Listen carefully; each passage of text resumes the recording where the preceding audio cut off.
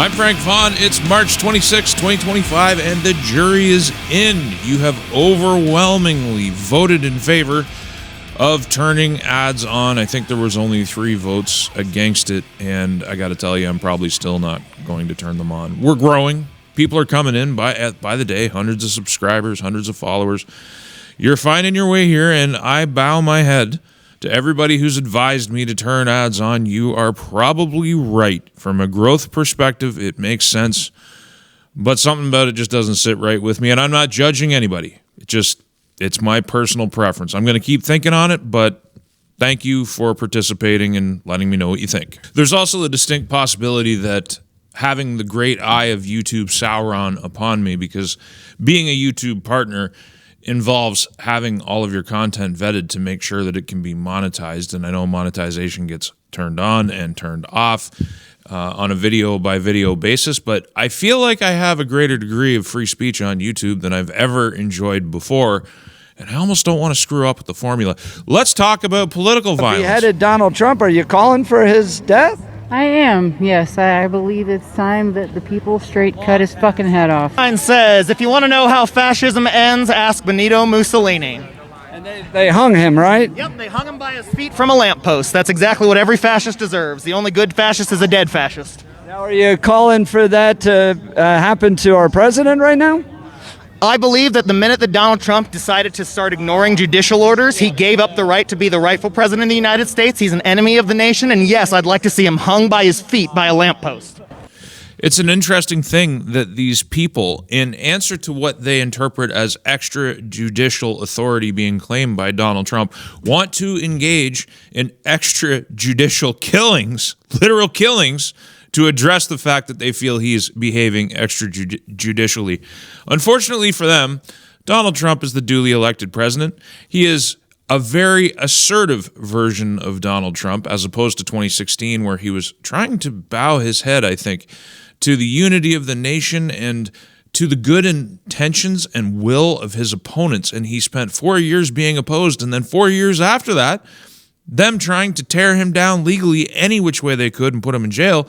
Well, now he's in office, and he intends to rule with the full power of the executive branch. Speaking of executive authority, we're going to listen to comments about an executive order the president signed surrounding election integrity. Now, those of you who've advocated for the 51st state idea or some kind of association with the United States, you'll often be countered by people who say, what happens when the Democrats win in 2028? First thing, the Democrats aren't guaranteed to win in 2028.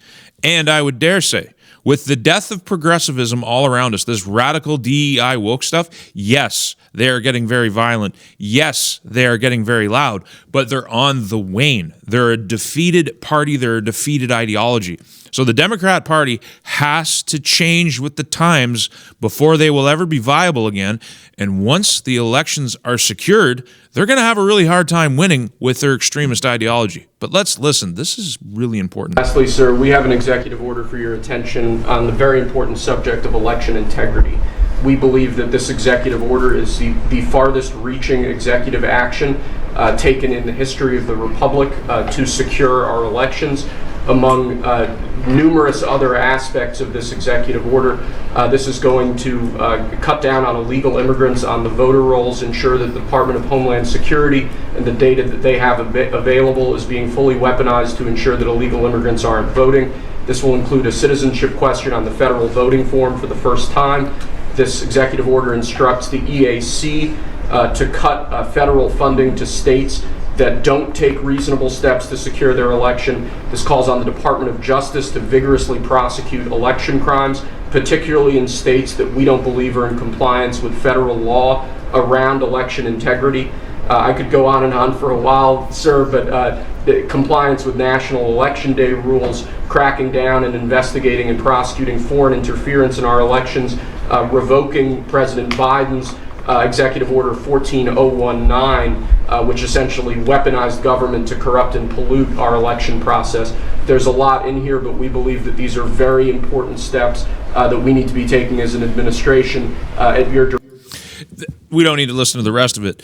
Everything you heard there is beautiful. This is how the republic gets restored to its former glory, by a president who is just acting within the Constitution so far. Maybe he'll step outside. There's some concerning behavior in the Middle East with carrier groups being deployed, that there seems to be an abundance of power being concentrated that is a little bit much just to deal with the Houthis in Yemen, but that's another story. This targets states like California, which have made voter ID illegal, have made it very easy for illegal immigrants to vote. And in spite of that, California is becoming more red with each passing election. If these systems are in place, by the time 2026 rolls around in the midterms, you can see a strengthening of the red hand, in particular if the Democrats haven't read the tea leaves and understood that they have to come back to the center or they're going to have nothing. They'll be wiped out if hysteria is all they're capable of. And the big stick in the executive order is a cutting of federal funding if states do not comply with federal law surrounding election integrity.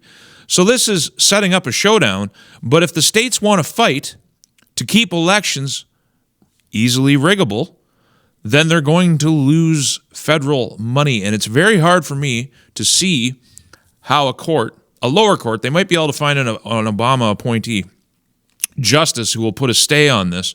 The Supreme Court is never going to stand up or stand against any effort to make the elections integrous. So this is a beautiful development. Everybody should be celebrating it, because the more free and fair elections are in the republic, the better it is for everybody on this planet. The question you should be asking yourself is, who are you going to believe? Some pink-haired, purple-masked loser who's protesting and calling for political violence, or are you going to read the substance of the executive orders that Trump is passing and judge them based on their merits? Also, they talk about this man being a fascist. Let's watch a brief clip of him giving a tour of the Oval Office and how he's chosen to decorate it and what he's put on display. Now remember, this is where foreign leaders come in. This is where domestic leaders come in. This is what they see. This is the impression that Donald Trump is leaving about his view of the republic. People come in.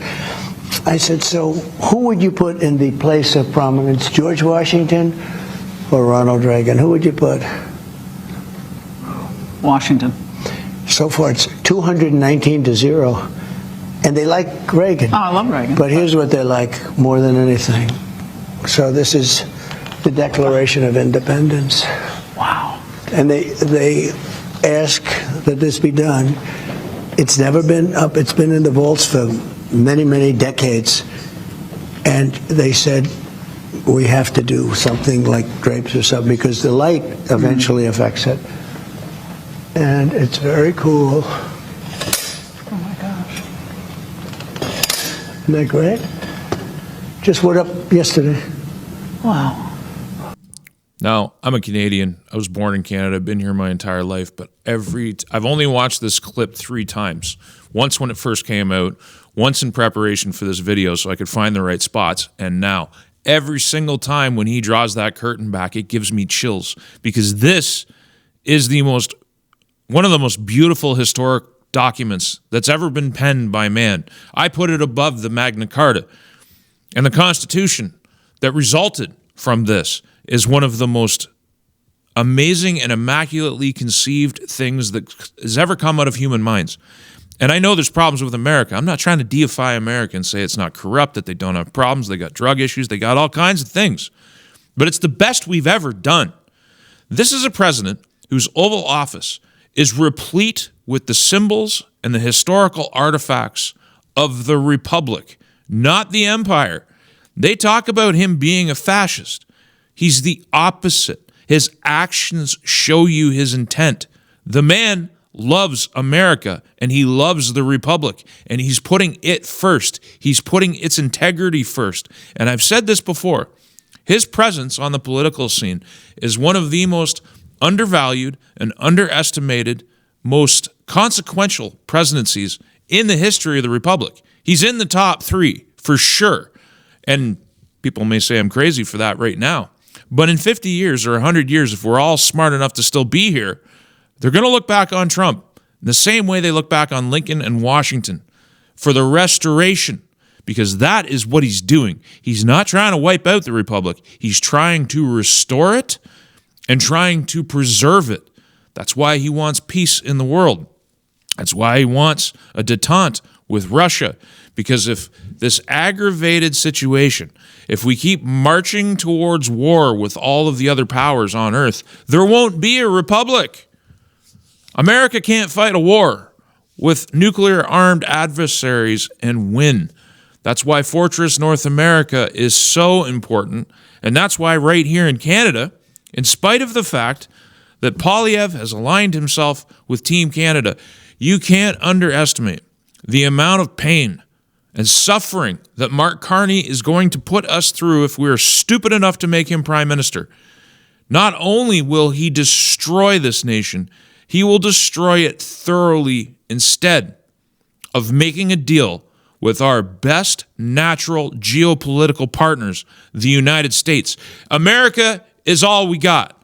They're our best buds. I hate using the word friends, and I hate using the word buds when it comes to geopolitics, because there's only relationships. But if you honestly look at it, the one place in this world where friendship might apply is the United States. The segment of Canada that's lost their minds over Donald Trump are wrong. The segment of Canada who thinks that America is the enemy are wrong. Those who think that Doug Ford threatening to cut power to 1.5 million Americans is an appropriate response to a tax. We apply taxes to them all the time. They want to apply one back. And so our answer is to leave millions in the dark. If you support that, you're wrong. You've lost your mind. You've lost perspective. You deserve to lose. But the rest of us don't. The rest of this nation doesn't deserve to suffer for your hubris, your vision of Canada that doesn't exist anymore, your nation that's been undermined by foreign actors for decades.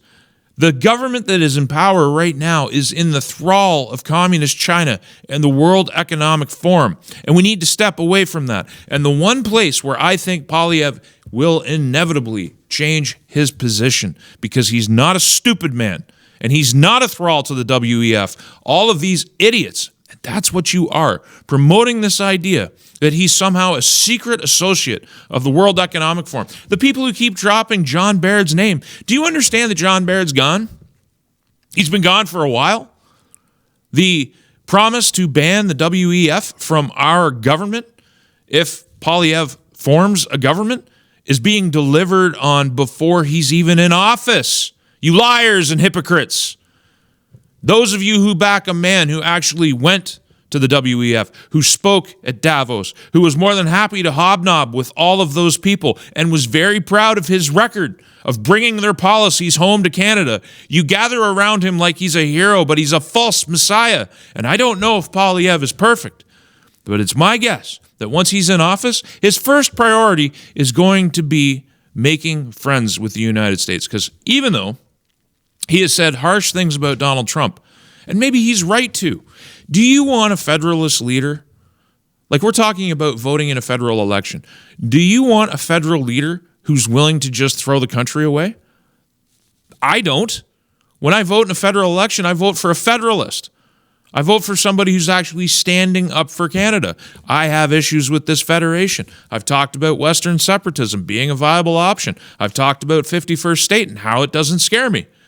But the fact is, my vote for the federal election, my vote in the federal general, has nothing to do with those opinions, because those opinions will manifest far more powerfully at the provincial level if this country doesn't change its trajectory and have the courage to address the core issues that we face constitutionally.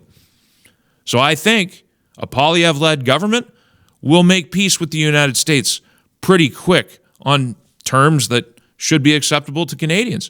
And if you're worried about the fact that Donald Trump has said bad things about Poilievre, don't. Because today's enemy is tomorrow's friend. Donald Trump is capable of changing his opinions fairly quick. We've seen it time and time again.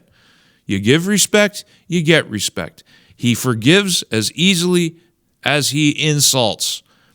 And like it or not, they are a huge component of our national security and our wealth. Without them, we all suffer in the dark.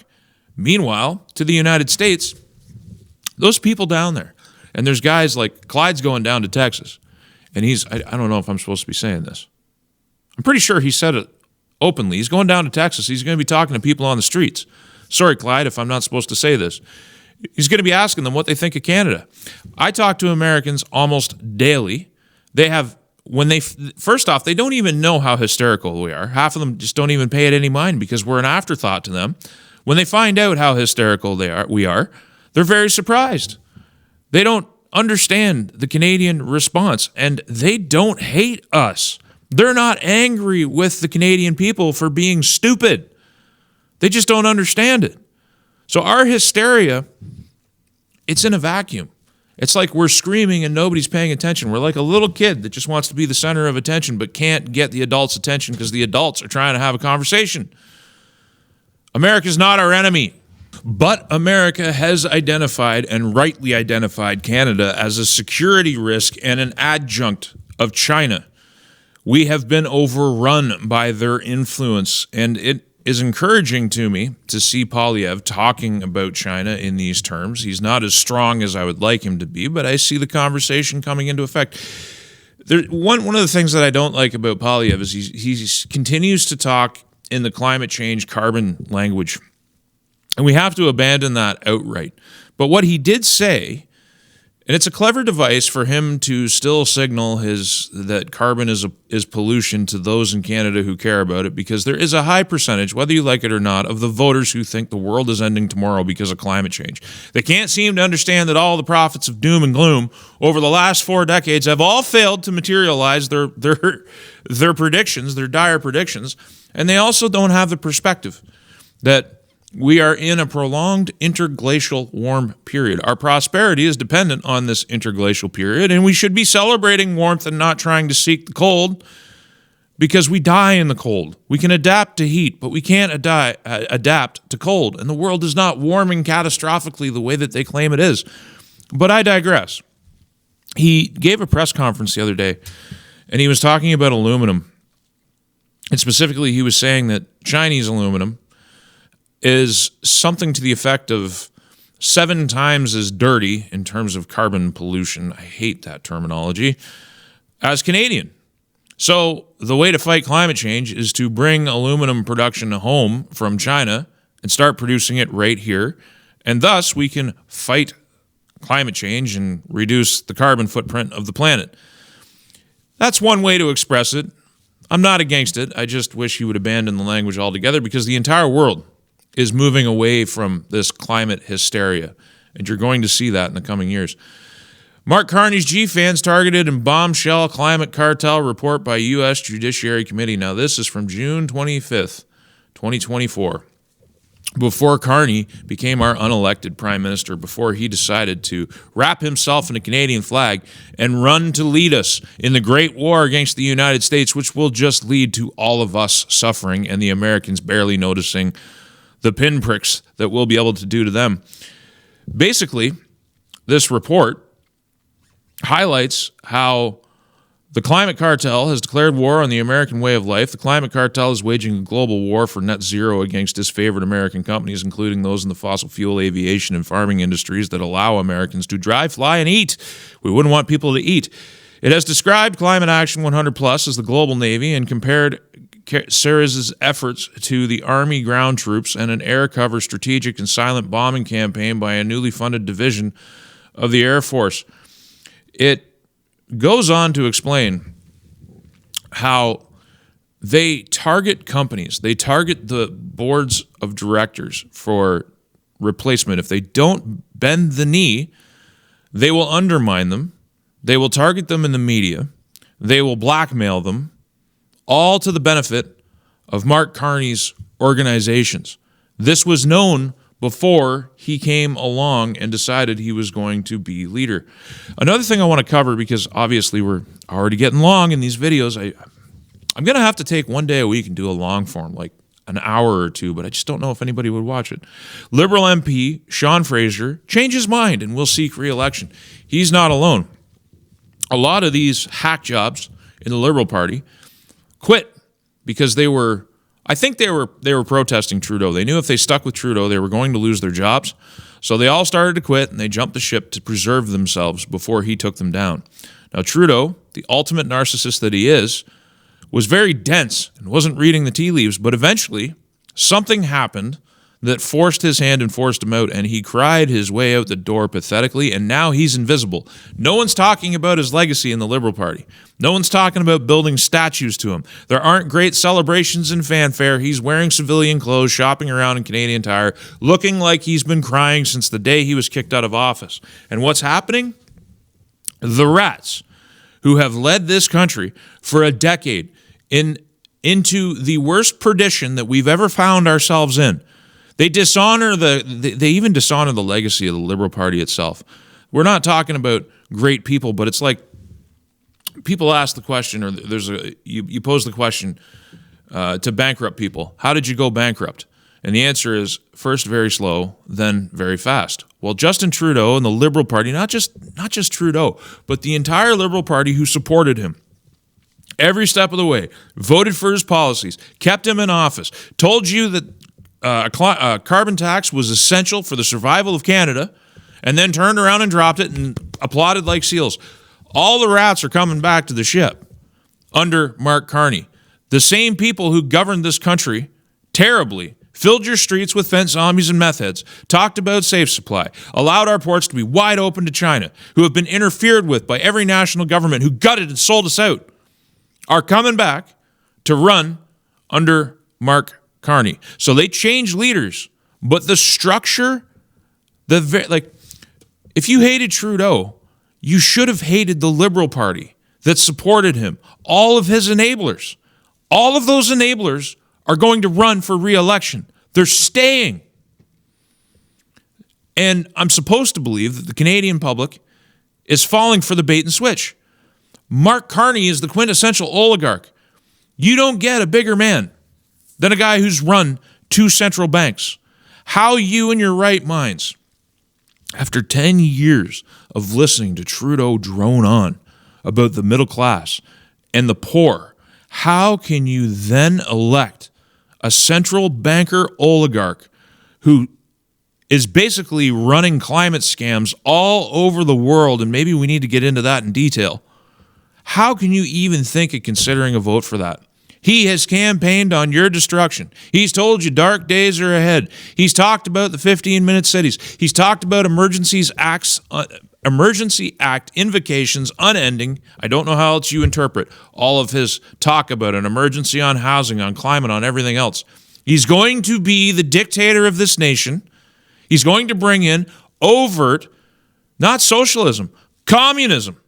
Rule by central bankers, rule by oligarchs, because for those of you who think socialism is all about equalizing the playing field, you're wrong. Anytime socialism, anytime communism, anytime it's tried in any form, whether it is the National Socialist Party of Germany, which was a socialist movement primarily, that's why it's the second word in the title of their party, or it's the International Communists in Russia, there's always a class of oligarchs.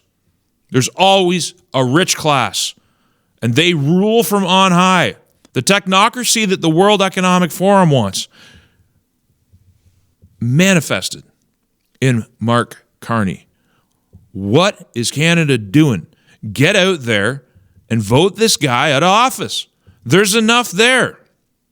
I'm voting for the CPC because there's enough there. Anybody who says there's no difference this time, the talking point that was used in 2019 does not apply anymore. There's a big difference between the Conservative Party of Canada and the Liberals and their NDP allies. There's a stark contrast and a stark choice. Do they align on certain things like Ukraine and Donald Trump? Yes, it's unfortunate. But if there's alignment on certain issues, take them off the table, because the tree of consequence for those choices where they are same does not change as you move forward through time. So you're worried about national unity. You're worried about Western independence. You're worried about the fact that the Federation is broken.